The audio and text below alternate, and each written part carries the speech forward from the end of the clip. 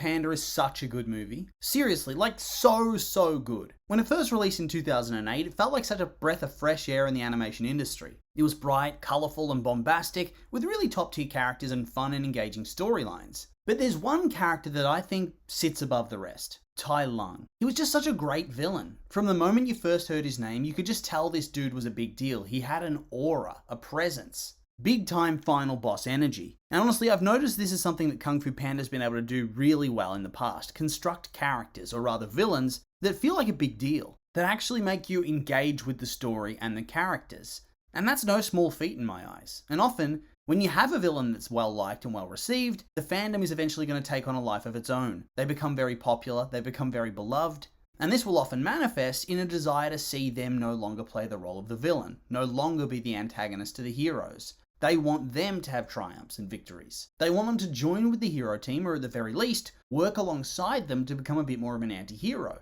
They start to brush under the rug some of their less positive aspects. And in short, they beg for a redemption of the villain. And that's what a lot of people like to see. And from what I've seen, Tai Lung as a character is no exception to this. I've seen posts and comments for years laying out how they always hoped for a redemption arc, why he's such an interesting character, and how they could go about it. And I think that flame was really just reignited by the appearance of Tai Lung in the trailers for Kung Fu Panda 4, which is slated to come out in March. We hadn't seen the guy for so long, like 15 years, and then there he is. And I think it's built up some hope and some expectations. And so today I want to sort of walk through all of those suggestions and determine whether the character of Tai Lung really deserves any sort of redemption arc, or whether he got exactly what he deserved and should stay gone.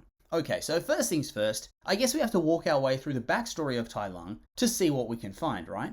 Okay, so Tai Lung, as a baby, was left at the gates of the Jade Palace, abandoned to be raised by the monks and by Kung Fu masters. Master Shifu was the one who took him in and considered him a son, giving him his name, training him in the hopes of perhaps becoming the dragon warrior who will succeed Oogway, to become the guardian of the valley and the hero of China. And as he grew, he became more and more proficient in Kung Fu, mastering all 1,000 scrolls, something that no other apprentice in history had ever managed to do, I guess not even Shifu. And so Shifu fed him more and more praise, promising him greatness. He'd become the dragon warrior, he was going to become the hero of legend, everybody was going to look up to him, and he'd be known far and wide as the greatest, until they actually try to claim the scroll for him and are refused by Oogway, who saw his pride, his arrogance, his violence, his greed. And so due to that darkness in his heart, he was refused, and Shifu didn't really stand up for him. He then flips out, he leaves the palace, and as described in the film, he lays waste to the valley, before deciding that if Oogway won't give him the scroll,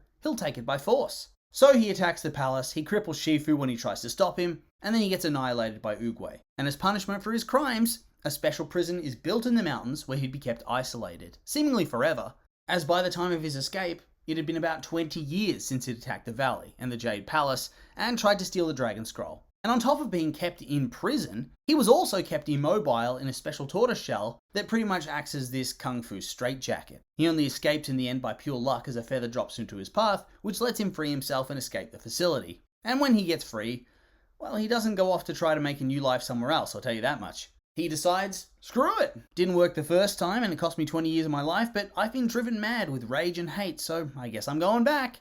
And look, the dude had a much better chance because Oogway, who beat him last time, went full Yoda and became one with the Force. And so it was up to the Furious Five, who he blitzed, Shifu, who wasn't able to do what was needed to be done originally, and Po, the Dragon Warrior. The Dragon Warrior of like a couple days. And so, through the power of being kind of fat and also relentlessly skilled, Po manages to take him down after an epic battle for the scroll. He gets him in the finger hold, and I guess Po thinks that since 20 years in prison did nothing to curb this dude's anger, he just straight up kills him, banishes his ass to the spirit realm.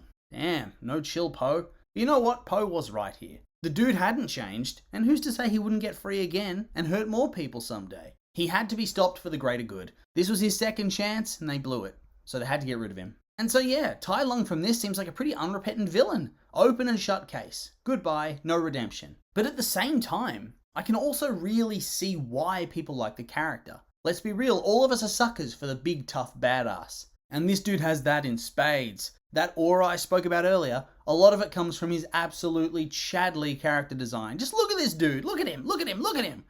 Oh, he's so cool that you wouldn't even need a good voice to hold it all together. You could have this dude be a mute and it would still be awesome. But then on top of that awesome physical appearance, he also gets one of the best voice performances in the franchise's history. Like, it's the full Darth Vader effect. Not only is he big and imposing and scary, but he has an epic voice to match. And on top of that, his story is somewhat sad. He's a little abandoned orphan taken in by a Kung Fu master. This Kung Fu master trains him to be a warrior. He chose to make him this, always telling him he was going to be a great hero. He even gave him a name that would suggest he would become the Dragon Warrior. He never checks his impulses, he allows him to become arrogant, he spoils him, he pretty much makes him what he is. And then, when he goes and demands that he should be named the Dragon Warrior, he doesn't do anything when Oogway refuses him. He just lets it happen. I'm not saying he should have been named and forced Oogway to do it, but maybe argue in his favour, and then try to comfort and support him. Maybe that would have gone away in making things a bit better. Maybe not, but he didn't even seem to try. Then, after he's done his thing, I think maybe he gets one of the most inhumane punishments ever. He's locked away at the bottom of this mountain, in solitary confinement, never speaking to anybody, unable to move at all. Like, what the hell, Oogway? What the hell, Shifu? Yes, he laid way to the Valley of Peace, but real-life serial killers get better conditions than this. Unable to even move? Locked in a shell? He'd be better off dead. What a truly horrific fate. And so I think this cool factor and the sad circumstances of his life, they do lend themselves to a potential redemption arc. People want to root for this guy because his life circumstances have sucked. They build up sympathy, and thus it allows you to imagine a world where all those terrible things didn't happen. A world where maybe he accepted that he wasn't the Dragon Warrior. He worked to be better, and he became another master in the temple. A world where maybe he took in Tigress. He raised her and trained her. Or maybe he'd train the future Dragon Warrior, Poe. Would fate put Poe in his path to teach? Who knows? But it gets people excited, and they want some of that sweet redemption to just have a taste of it. But honestly, that being said, having sat down and thought about it for quite some time, I'm really struggling to think of how you'd make that redemption work. Like, yes, he was raised to be arrogant and ill-tempered, it's not necessarily his fault, but the fact remains that when he was told no, he became violent. Extremely violent, like go on a rampage around town level of violent. And considering the dude ends up in prison for like 20 years, and I assume was sentenced to life in prison, I'm thinking he did more than just smash up a noodle cart or two. Bro killed people for sure. Like almost a certainty, I'd say. And so I gotta ask, does he deserve that redemption arc knowing that? Like, being raised with not enough limits doesn't excuse you being a terrible person, or ruining or even taking other people's lives. It just doesn't. And so I kind of think that Oogway was somewhat right in his punishment, and so was Poe. Because at what stage is this redemption ever supposed to start? And even when he returns in Kung Fu Panda 4, is this type of thing even going to be possible? Like, he was pretty far gone at the end, and he did reprehensible things. Being killed by Poe doesn't wipe that away, nor will him getting clapped by Chameleon and having his power and essence stolen like we saw in the trailer. And so I did try to think, how could you do a redemption that felt earned and deserved? And taking into account all the bad things he did in his life, I came to the conclusion that there's no good ending for this character, as in no happy redemption. I think for a villain of his magnitude and what he's done, it's obvious that the classic heroic sacrifice is your best bet, where he sort of, dies protecting Poe or maybe even Shifu. That'll be his best bet perhaps. And then he dies. And then you have this bittersweet feeling. The knowledge that whilst he might not have absolved himself of all his crimes, in the end, he did become the hero his father thought he could be, even if it was the last second and then he's gone for good.